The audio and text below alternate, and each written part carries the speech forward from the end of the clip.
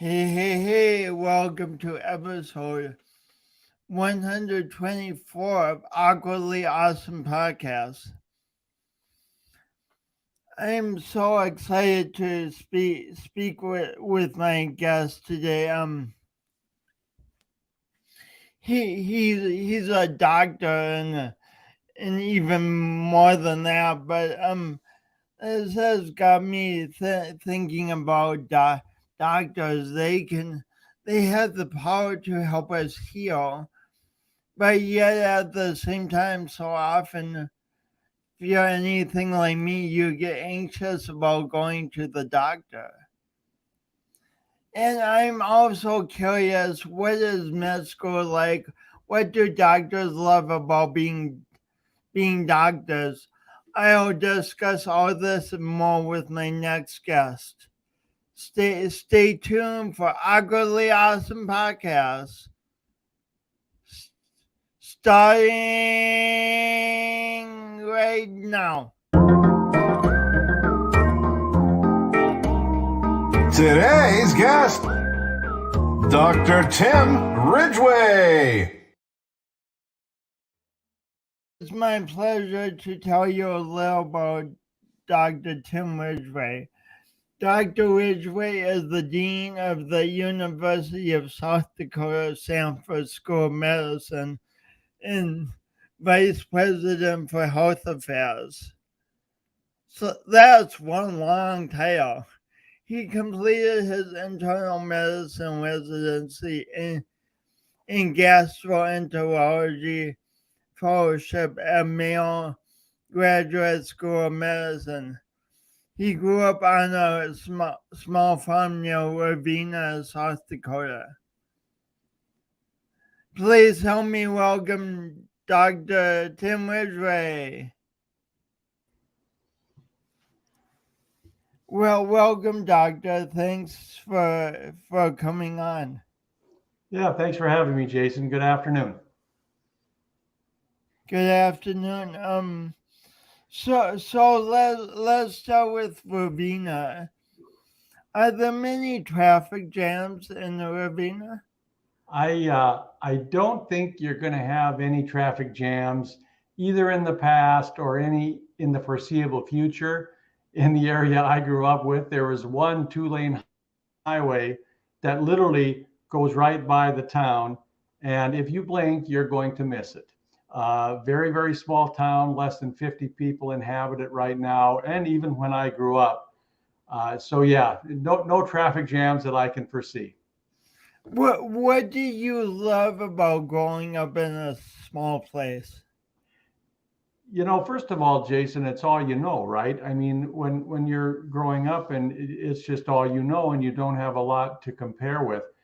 But when I look back on it, I think it's the simplicity. Things were just a lot simpler.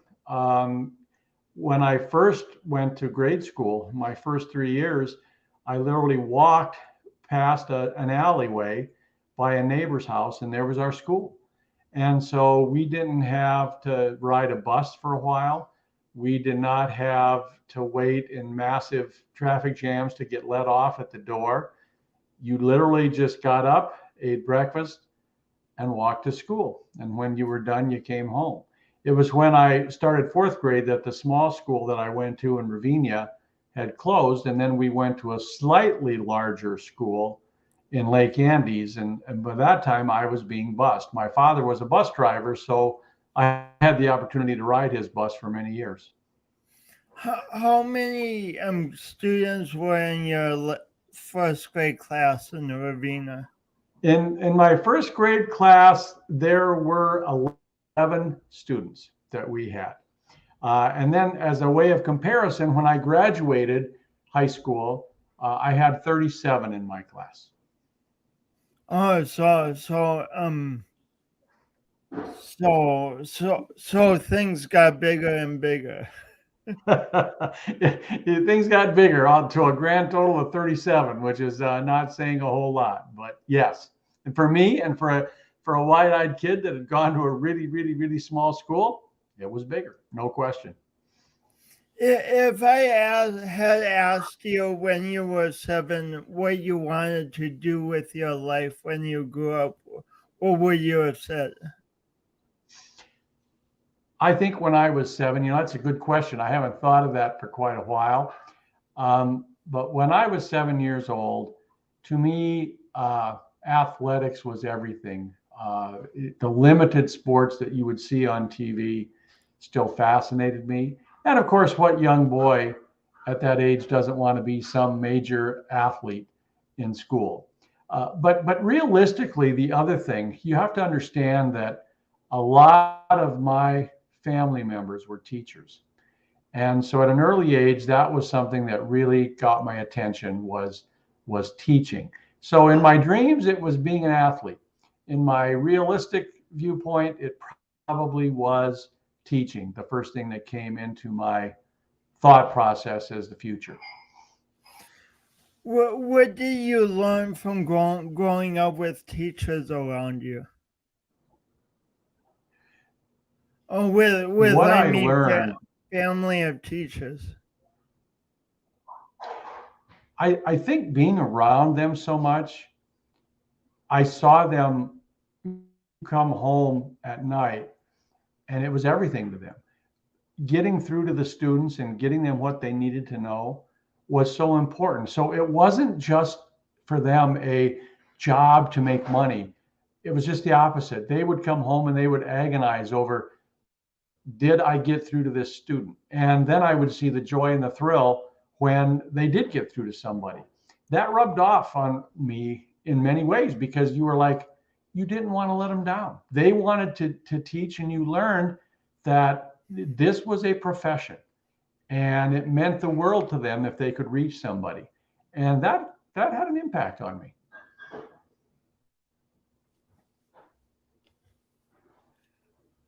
Well, and of course, it strikes me that you're in your role as dean of a med school, you're a teacher now. Or would you consider yourself a teacher as a dean is teaching part of your role? I think it's ironic, isn't it, that how something that impacted you at such an early age goes full circle and comes back. Because yes, Jason, I realized when I was in residency, which is after you complete your 4-year MD degree, that I just really enjoyed educating the students that were under me or residents that were below me. And I think more importantly, it just became natural to me. And I think why is because I saw it modeled for me growing up. And so I just enjoyed it. But I always thought, being in medicine, I was going to go out and I would see patients and take care of them. And that would be my career. And lo and behold, it was. But what I discovered on the side is that, wow, the ability to impact someone else, to help them along their career trajectory, the way people had helped me, I found it just extraordinarily fulfilling. And so here I am today as a dean of a medical school. And if you'd have told me that was going to happen 10, 15, 25 years ago, not even in my thought process. But I would like to think that in some way, that's why I'm here. It's because it's education. It's about seeing that next generation of people come through. And if you can have an impact and make a difference, that's what gets you up in the morning. There must be something thinking of all the students you are impacting and how they go out and serve so many patients and how that energy just ripples and ripples and ripples out. The funnest, really one of the most gratifying parts of my job is, when they graduate and you send them off, but then they come back. And when they come back and they're a part of your faculty, and you see how they've grown, and you see them start to have that impact on others, that is a real fulfilling part of my job. It's something that never gets old. Wow. So backing up again, how did you were seeing teachers all around you? How did becoming a doctor begin to get on your radar even?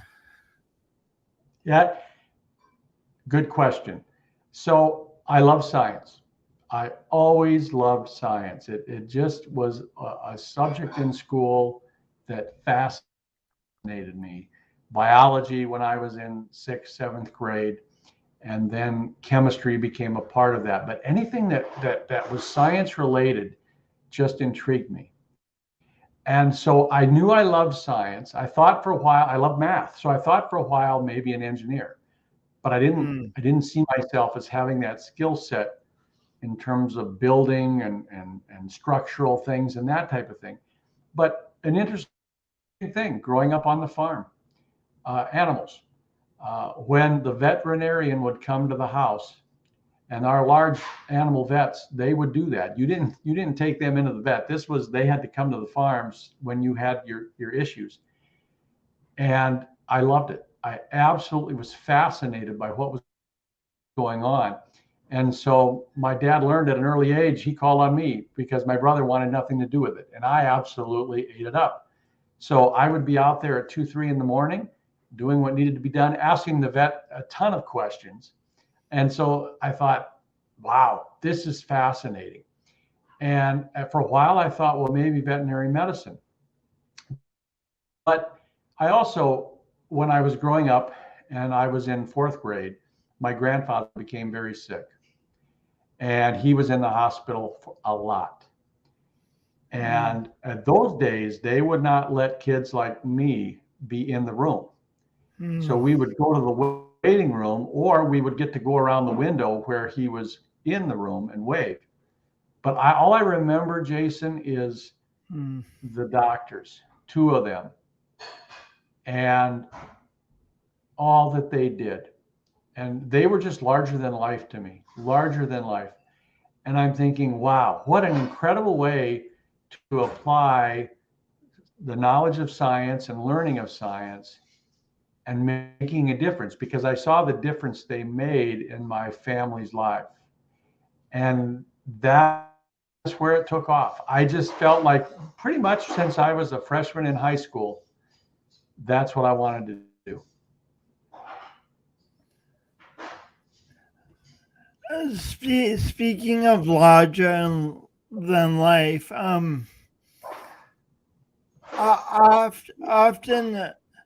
I know I have, and I believe other people probably do. We put doctors up on pedestals, kind of, and almost bestow magical powers on them in our minds. Is this a useful practice? Jason, I don't think your listeners will be shocked at what I'm going to say with this, but maybe they will be. I don't think it's a great practice. To be honest, when I first came out, I thought myself, I'm well trained, I know what I'm doing, and it's just going to be great. And I'm going to see people, and I'm going to make them well. Well, that sounds great in theory, but you know what? Doctors are human beings just like everybody else. We have knowledge, incredible skills, but we don't know everything at all. And my concern is that when people have an expectation that they're going to see the doctor and this doctor is all omnipotent and all knowing and on this huge pedestal, there is no way, in my mind, in my opinion, that any physician can live up to that, because we are human beings just like they are. And what I really like to encourage and see is that there's more of a trust relationship between that patient that comes to see me, where they feel like I'm a partner. We're partners in care. I'm not here to tell you what to do and you will do it. And if you don't, then go see someone else. That that sets up an adversarial relationship, and sooner or later, I think things are going to break down.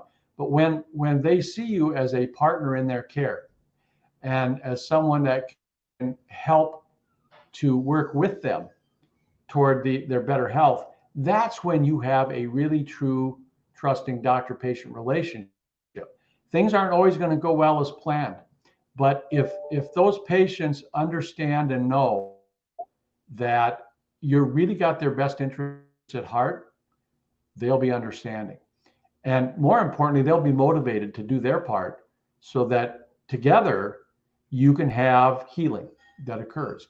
So back in the day when I was growing up, we would watch on TV some of these doctors that were the all omnipotent, they were on pedestals. And I just think that creates an unhealthy environment, particularly in this modern age.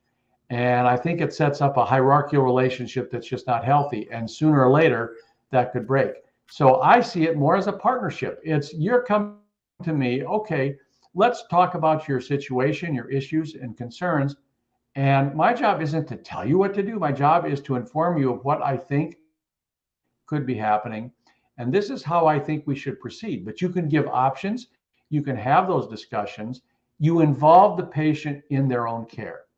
And I think when that happens, you have the best possible relationship and potentially the best outcomes you can hope for.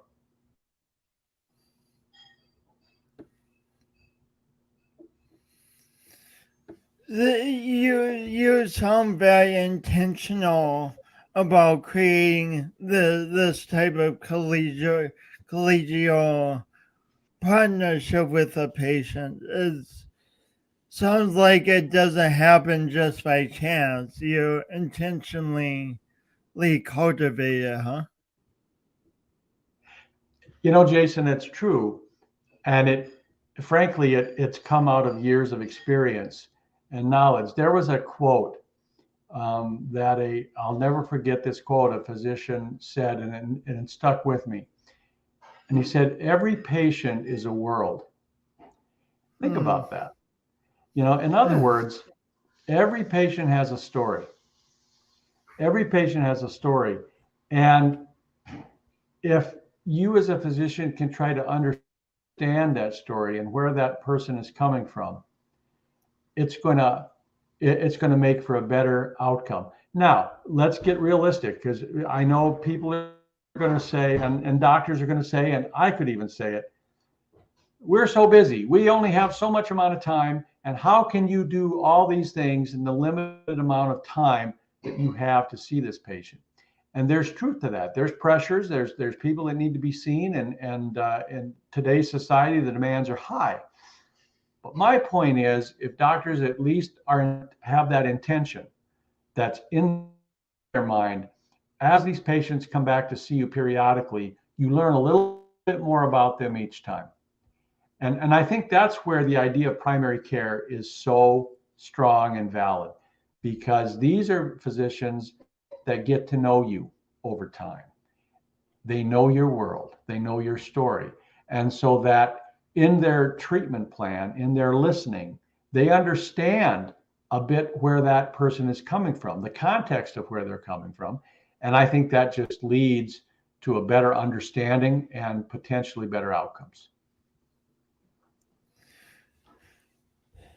This brings up the doctor's reality.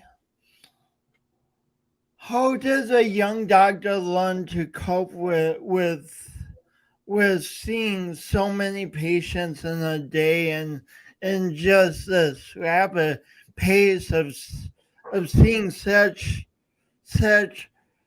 talk about seeing people at crucial points in their stories, but then it's on to the next patient. How does a doctor learn all that? You just brought up what I think is the major challenge in medical education today, Jason. You just hit it on the head. We need to educate these young people about all of the technology, about all of the knowledge, and all that we know in caring for people. But what we can't forget is that they're seeing human beings that are coming to them at vulnerable times of their life. And so if we're simply just training these people to see them, get your diagnosis, make your treatment plan, and leave and move on, and you have to be efficient, don't get me wrong, you do. But if you forget that human component, if you forget that these are all human beings that come with concerns, and they're very vulnerable when they see you, if that is ignored, I don't think we're doing our jobs. And one of the issues that I have at our medical school, I want to see every one of our students come out of here not only very bright and skilled at what they do in terms of treatment and diagnosis and procedures. I want to produce high quality human beings that have empathy and compassion and recognize the fact that these are human beings that they're treating, and they're going to have an impact on their life at that point in time. Now, all of this sounds very, very altruistic, doesn't it? I say all this with the full understanding that none of this is easy at all. But in my mind, if we don't have that goal in mind, if we don't set that as a standard, then we're never going to get there. And we still may fall short. But over time, as these kids continue to grow and learn and see people as I did, you start to mature and you start to get it. And in my mind, we need more of that in this society. And my hope is that we can do our part here at this school to make it better. So it's clear to me how one might teach anatomy, have a textbook, you have cadavers, you have different things, but how does one teach empathy, compassion, and kindness? Yes, the golden question, right? And part of that, Jason, part of it, I would say, is role modeling, right? Physicians in training are with our faculty, our physicians, and they watch us all the time. And they will pick up things and see it. And then as physician teachers, if you point out a certain situation and the only emotions you were going through and dealing with that, that's one way. But there's another, and it's making a resurgence in medical education, and I am all on board with it. And that is bringing the humanities back into medical education. There's been a lot written about this. There was a New York Times article a few years ago that I found just superb. And it talked about how we have never in our lives had more of a knowledge base than we have now. I mean, just explosion of information on all kinds of things. But what we're missing is something that they had in the 17th and 18th century. And that is how to attend to suffering. And the argument is made is that's where the humanities come in. Literature, the visual arts, music, and how an understanding of these types of things can help us to understand how to deal with suffering and showing empathy and understanding where people are in their world. And Jason, as I'm telling you this, it's funny because, you know, there was a time in my life, I was science. I was all about science. But something interesting happened to me. I went to a liberal arts college and I took literature more than I needed to. The classics, different things. I didn't even realize it at the time. But as I went through training, which is just, you know, it's a lot of work, it's a lot of long hours, I tended to forget that because I was just in survival mode. But I started in practice. I was extremely stressed. What did I start falling back to? Poetry, music.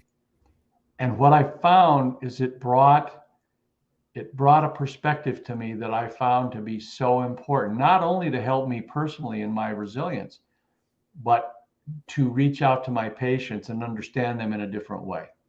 So I feel very, very strongly that we need more of this in medical education. And people say, well, where can you fit it in the curriculum between physiology and pathology and anatomy and pharmacology and all these things? My point is, can we afford not to? And so what we're trying to do is embed it in different aspects of our curriculum so that kids are repeatedly exposed to it. My hope is that, similar to me, as you're more exposed, you start to recognize the power and the abilities it has. What attracted, as you say, you were a science person, you grew up on the farm, you loved talking to the vet, you had great science teachers, and I loved science in high school. What attracted you to literature in college?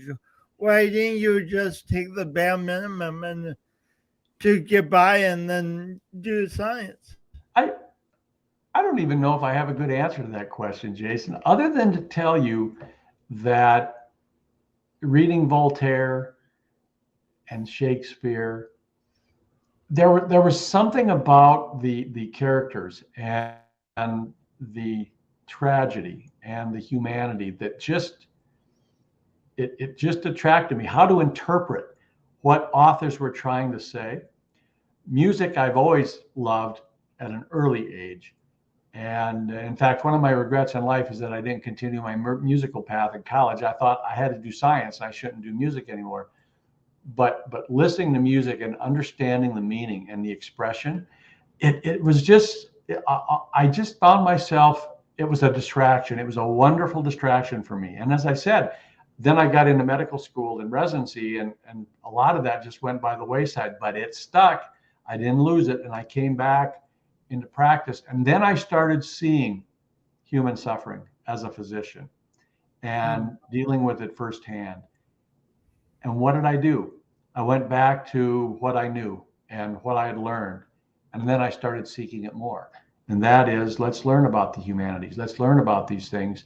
Maybe I can find help along the way in helping me to help my patients.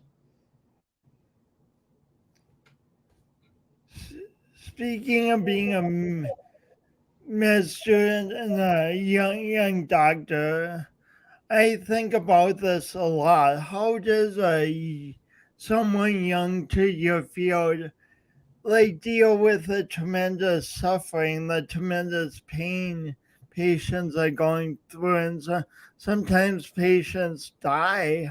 How does a young person deal with that? Jason, it's very scary. And I will say to you that it's very hard to deal with it alone. And so what you need are people you look up to, mentors you look up to, that recognize what you're going through. And so after you've witnessed a traumatic event or your first death, or perhaps you had to do compressions on a patient that had died, and to allow the young person to just walk away and deal with all those emotions can be very difficult. But if you as a faculty member, physician, recognize, wait a minute, that happened to me once, and basically going in and debriefing with that student and saying, let's talk about what just happened and what you just saw. And what I do in those situations, Jason, it's not magic. I talk about my own feelings. Even if I ever get to a point as a physician that it doesn't affect me anymore, I need to get out. And so I show vulnerability, and I will discuss what I went through on this situation and what I was feeling. 9 times out of the 10, the students will then open up and they will start talking because they feel it's safe to do so. That is when the teaching and the healing occurs, because they have to learn that, yes, these things are going to happen to you. You come out as a physician, you think everybody's going to get well. That's just your idealistic viewpoint. I'm well trained. I'm going to make everybody better. That's not life. And so you have to teach them that, yeah, this is going to happen. but learn what you did, learn how it affected that family. And every time it happens, you learn something new. And that's one of the fun things about medicine, is it's never boring. You are always learning until the day you're done seeing people. So it's very hard. And I think as a dean, I'm just sensitive to these young students coming through and going through all these experiences. My job to ensure that we have a high quality faculty that are working with them and helping them work through these processes. We'll sometimes have small group sessions where we talk about these things. We have different mechanisms where they can write and journal about what they've experienced, and then they will share that with each other. There'll be a facilitator in the room that will help that. All of these things kind of over time add up and help to develop the kind of physician that we want to see go out in society and treat others.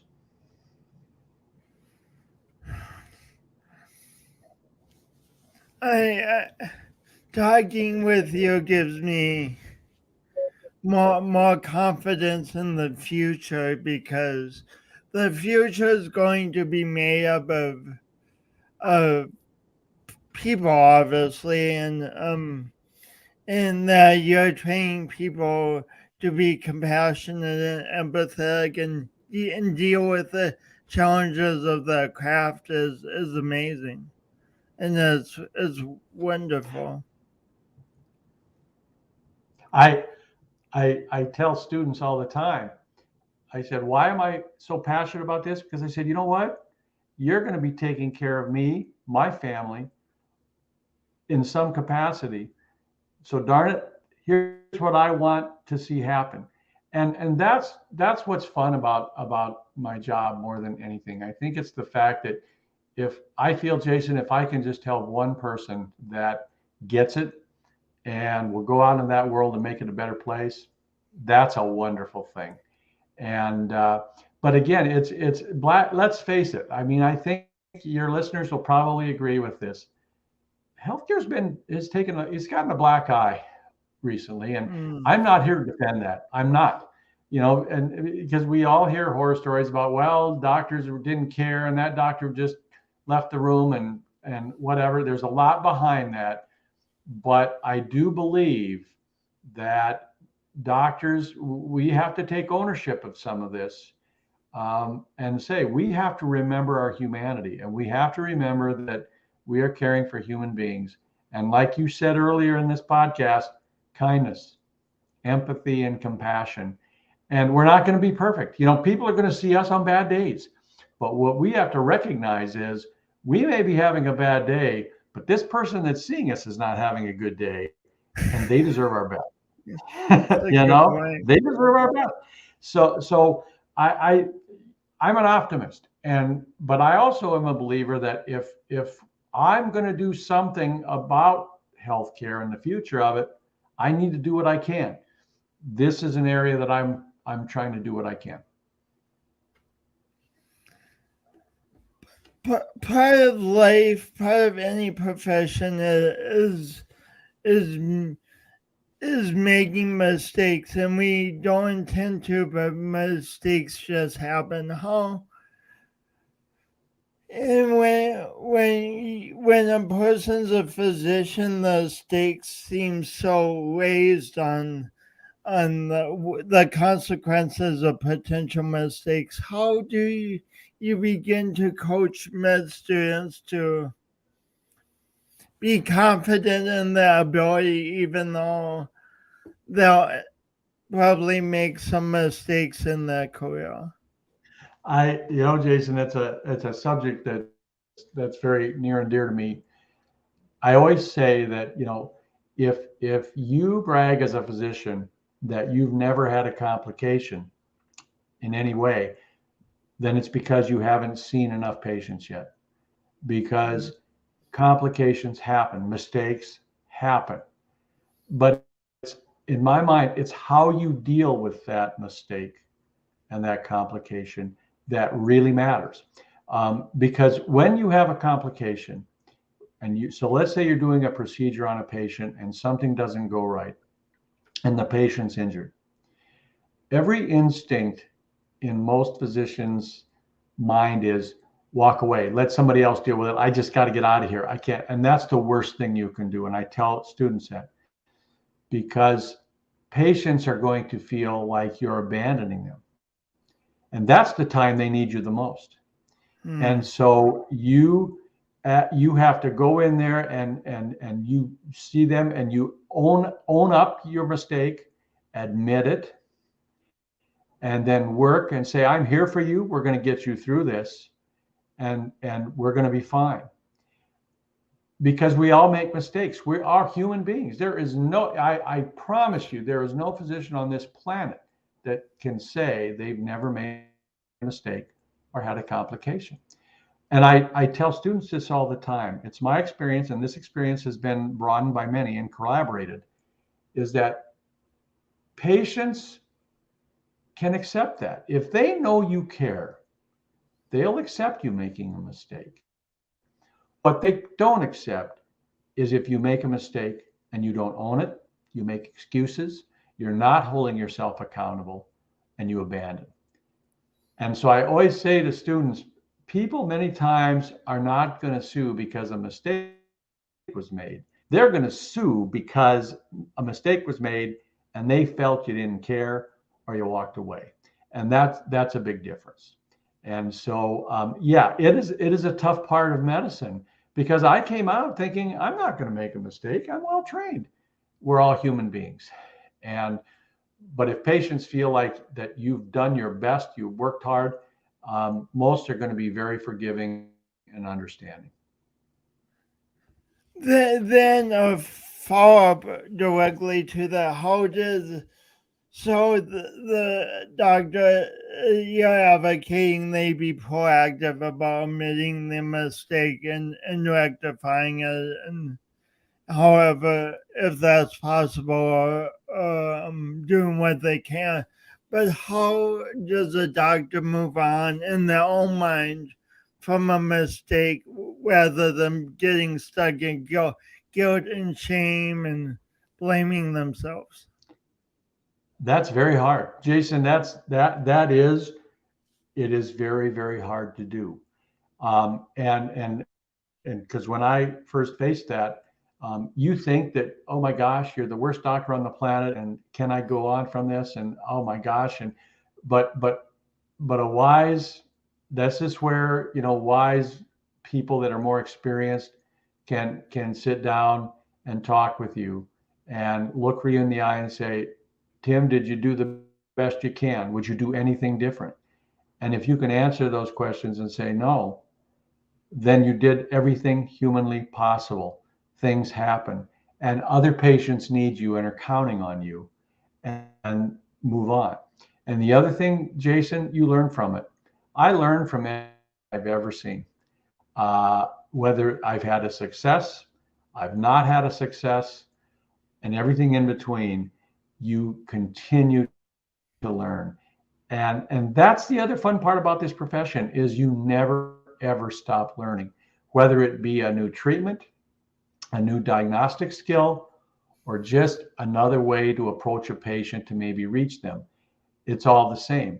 And so you have to remind yourself, and it's that purpose. It's having that common purpose. Why did I go into this? This is why. Okay, I've had a setback. I've owned it. I've learned from it. And I'm going to move on. And I'm going to see this other patient.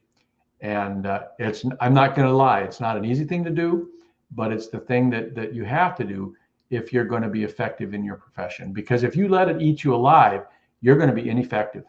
And nobody wants to come and see a physician that's ineffective.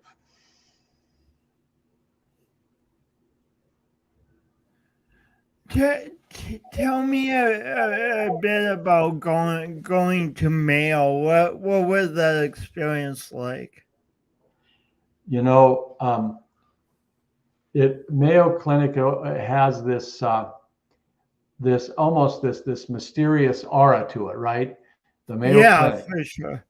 It does. And I remember when I was accepted into going there, and I was like, wow, here's this little kid from little Ravinia, South Dakota, going in to get training at the Mayo Clinic. Yeah. But you know, Jason, it was amazing. It's a big place, huge place. And you would think that, well, you're just going to get lost in the shuffle. But it was very special for me in so many ways. But the thing that I took out of it more than anything is they taught and did things the right way. You don't cut corners. You have to be comprehensive and thorough, and they polish you. And that is, what do you mean by that? Well, they take you out of medical school where you've got the medical knowledge, but now you have to apply that and grow. And they had a way of simply guiding you along this path of professional growth. And when you come out, you just feel like you're prepared. You're not perfect, and you're still going to learn when you're out in practice, but you have the foundation, you have the tools necessary. And the beautiful thing about Mayo is once you've been there, you never leave. I'd be out in practice and I would have a difficult case patient that I'm seeing. I was uncertain about something. I could make a phone call. And one of the people at Mayo that wrote the book on the thing I was seeing, they would say to me, Tim, you're doing right. Here's what I would consider. Sometimes they'd say, you know, Tim, I think maybe we could see that patient and help you. And which I would say, absolutely. So it's once you've been there, they've always got them there. And I always told patients that. I said, you're going to get a Mayo Clinic consult for free because I'm going to call this world-renowned expert. I'm going to get their opinion, and then we're going to come back and we're going to talk about it. And that's fun. And patients are like, they love that, and they should, because they're seeing not only me, but they're getting the opinions of experts, world-class experts, and that makes makes for good patient care.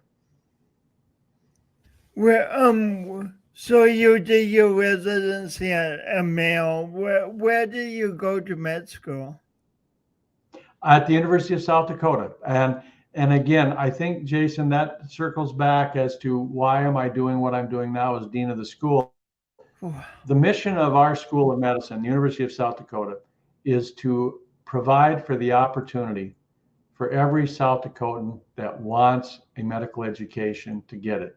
That's what the school did for me. I was accepted at the University of South Dakota, and I grabbed it and I did everything I could to make sure that I did not waste it. So I graduated from USD, and then I did a year of a transitional residency because I was uncertain what field I wanted to go into. I grew up in a small town. I thought family medicine was the only thing I knew. And so I thought, well, that's probably what I want to do is family medicine. But I learned in my fourth year that was outpatient medicine, a lot of outpatient work. And there was something about being in the hospital that just got me. I wanted to do both, see both inpatients and outpatients. So at the last minute, I thought, I'm going to do a transitional, meaning that I rotated. I did it at McKinnon Hospital in Sioux Falls, and I would do a couple months of surgery, a couple months of internal medicine, a couple months of pediatrics. So you got exposed to everything. And then it became clear. Internal medicine was what I wanted to do. I just thought, wow, this is cool. These people are really knowing a lot of things that occurred in adults. I get to Mayo and they've got this huge department of gastroenterology. They dealt with the liver, they dealt with the intestinal tract, they dealt with the pancreas, and the rest was history. And I subspecialized into gastroenterology. So then you could say, well, my gosh, here's a kid from a small town that wanted to be a family doctor, and then he turns out to be a subspecialist. And my response is, you're right. But I hope and I think that I bring a primary care family medicine approach to the subspecialty of gastroenterology. And by that, I mean, I get to know these patients.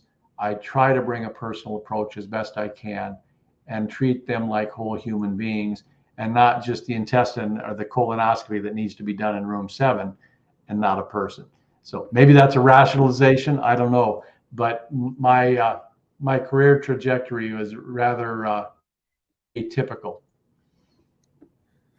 It sounds like you so enjoy bringing things together, like you're merging the internal medicine and what you learned about community in the small town with gastroenterology.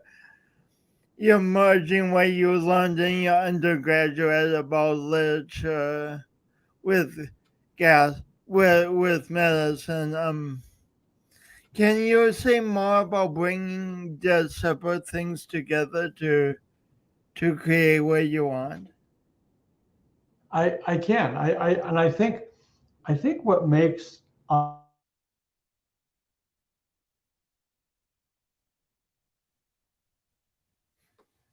Doctor? Doctor? Doctor?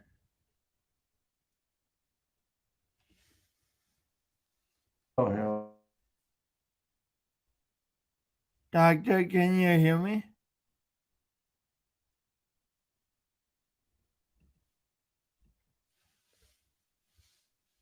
I'm working on getting. Doctor, can you hear bad me? connection. I can. Can you see me now? Cool. So you were just starting to answer that question. Yeah. You have to be authentic. And in my mind, what's going to make us effective, no matter what we do, is instead of just doing it for the sake of making money or having a career, it's finding something that's very purposeful for you. And for me, bringing together my background growing up, my interest in the arts and humanities, college, music, my love of science, my medical training, and that all that's exciting for me. And I had a colleague of yours not long ago, and shocked him. But I will go into my office every morning before I start, and I'll read a poem, one or two, and that just clears my brain. It gets me ready for the day, and it works. And so I think finding those things that keep us resilient, because we're not always going to have a great day. There's going to be days that are going to be tough and challenging, but doing those things and calling back to those days of the humanities and literature, music. My music interests don't even get me started. You'd be shocked at some of the things I listen to, but they're all for the same purpose, and that's to make me better at what I do. And so for me, it's fun talking to you today about my family being teachers. I think there's a reason I ended up in education and teaching. And so it's authenticity. It's about wrapping this all together, finding the things that you feel you're good at, and having the opportunity to utilize that toward your career is very, very fulfilling. So inspiring. So we've talked a lot about what doctors can do to be patient and kind and empathetic. But it takes two to be part of the patient doctor relationship. What can patients do to to help doctors be the best as they care for them? Well, that's a great question, Jason. And I think number one, it goes back to your earlier question about doctors on a pedestal. My my suggestion to patients is don't put us on pedestals. Um, just come in as a partner and be honest with us. And if you are honest with us, and then it is your right to expect that honesty back and that empathy. And I find that so important. I find it refreshing. Sometimes a patient will say to me, I'll never forget this. The patient came into the room after we had previously had an encounter, and she said to me, Dr. Ridgway, I don't think you really were listening and you didn't care. Whoa. And it took me back, and every defense would be, oh, you're wrong. And of course I did. And I looked at the patient and I said, you know what? Again. I said, and she looked at me and I said, I apologize. I was having a bad day. That's not an excuse. But this patient was honest with me. Could you repeat And so that? I was honest with her. What did you say to the patient? You cut out. I said to the patient, you're right. And it really disarmed her. I said, I am sorry. I said, you're right. I was distracted. I had a lot going on, and you did not get the best from me that you should have. And that was my fault. And I said, so I don't blame you if you feel you want to go elsewhere, but if you still want to engage and work with me, I promise you, I'm going to give you my best, and it's not going to happen again. So the point is, sometimes honesty can be hard, but I appreciate it. I appreciate patients that are open with me and straightforward. If a patient doesn't feel they're getting something that they need from me, tell me. I may be able to correct it, I may not, but at least I know where I stand. And so I would just say that patients come in, and I do recognize patients see doctors when they're not at their best. They're not feeling great. So we can't expect everybody to be completely wonderful and bright and sunshine, not at all. But I think just not having us on that pedestal, one human being reaching out to another that has expertise in an area that they're asking for help with, and being open and honest about that, and then enter into a trusting partnership where we can do our best to help each other with the goal of the patient getting better. So one common experience of patients is they'll go into a medical appointment and the doctor will say a bunch of stuff, and the patients will come out and be like, what did the doctor say? I don't remember. Do you have any tips for patients in terms of keeping track of what a doctor has told them? I absolutely do. And that is, I would tell patients, please tell us, you know what, doctor, I'm sorry, but you're saying things I just don't understand. And so that, because we sometimes get in our lingo and we just go on and on and on. We don't realize that people may not understand this. Stop us and say, doctor, and you can be kind about it, but say, doctor, I'm sorry, I just don't understand what you're saying. Can you put that in terms that I could better understand? And then we can do that.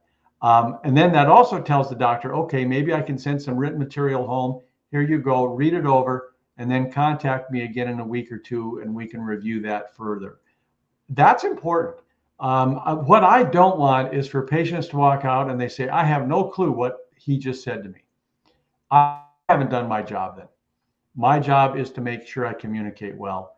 And so I think patients, you come to us, you put your trust in us. The least you can expect from us is that we explain things in terms that you understand. What about physically remembering things? Should patients bring notepads and take notes? That's a good question, Jason. And I will tell you, there may be some doctors that would get a little intimidated by that. I think it's great. Anything that a patient can do that helps them in the recovery process is good. And so if some patients feel like they need to write this stuff down, I'm fine with that. As long as they say to me, doctor, I'm here, I'm writing some notes down, and it's because I want to make sure I get everything out of this visit I can. That's great. I have no problem with that. And so patients, again, they have rights. They need to come in, and they're a part of the process. They're a part of the healing, and so they need to get everything they can. If that means writing things down, I'm fine. Linda Clement says this has been time well spent on a blizzardy day. Thanks, Dr. Ridgway and Jason. I've learned so much and am inspired. And Dorothy Linda, I Grubbs. want to thank you. I want to thank you, Linda. That's a lot. You know, sometimes I wonder, listening to a doctor talk, is it like boring as heck? But as I hoping you can tell, I enjoy what I do and I try to live what I do as much as I can. So I appreciate that comment. Dorothy Grubbs says, do you see a need for increased geriatric medicine, or is it a continuum from family and internal medicine? Dorothy, that's a really good question. I will tell you that that we now have a separate area in medicine of geriatrics, and we have a geriatric fellowship that we offer, which is an extra year on top of family doctors or internal medicine doctors. And my answer to you is yes. Geriatric medicine is a whole different discipline. There are unique needs of geriatric patients. Now, we have family doctors and internal medicine doctors that can do this phenomenally well, but we have an aging population and we have increasing numbers of people getting old and require specialty care. The geriatricians that I know, I have to tell you, I am inspired. These are doctors clearly because they care about people and care about this population, and certainly not because they see great revenues of money coming in. It's hard work because you're working with patients that are aging, you're dealing with their children who are worried about them. Mentally can be very draining, but also so rewarding. My hope is that in the next 10 years, we see more and more people going into geriatric medicine because we're going to need them. I hope that answered your question, Dorothy. Thanks so much. Before that, just one more question, Doctor. I ask everyone I have on my show, what does doing your imperfect best mean to you? To me, it means we envision the best we want for our lives, and then when imperfections come up, we move forward and learn from those instead of using them as reasons to stop. What does doing your imperfect best mean to you, Dr. Ridgway? You know, Jason, for me, if I can put, and I use this gauge with everything I do, if I can lay my head on my pillow at night and feel like I have done my absolute best given any situation, then I can sleep. But when I am having trouble sleeping and putting my head down, maybe there was something that I wish I could take back or do differently. That's when I struggle. And that's where learning comes in. We talked about this with complications. So it's like none of us are going to be perfect. There is no perfect human being on this planet. So therefore, it's recognizing your imperfections, not letting them dominate your life, but using them to learn to make yourself better the next time around. And the hope is, as you gain these imperfections and you learn from them, you become a better self. And I believe firmly that if one's going to live a quality life, it's striving every day to do the very best you can, realizing you're never going to reach perfection, but also realizing that if you do have an imperfection, it's an opportunity to learn and get better. That's how I approach it. Well, wonderful. It's been so inspiring talking with you for this hour. May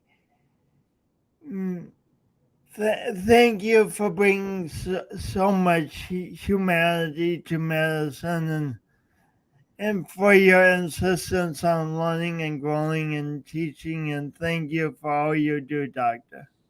Jason, I appreciate you having me on your show. I really do. Thank you very much.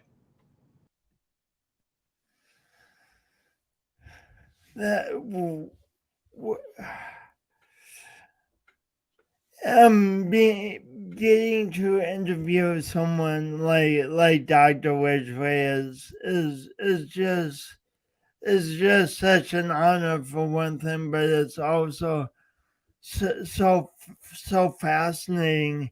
He has such great experience and such great perspectives.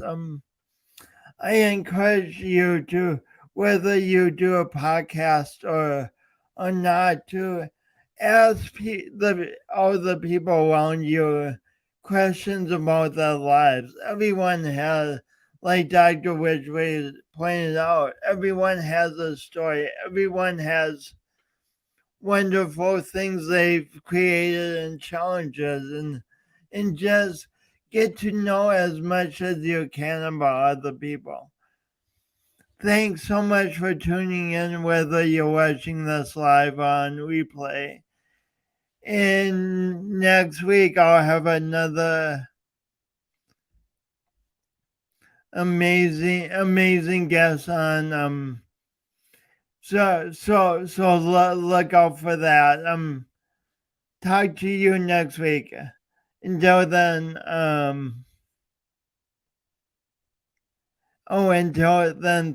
thank you.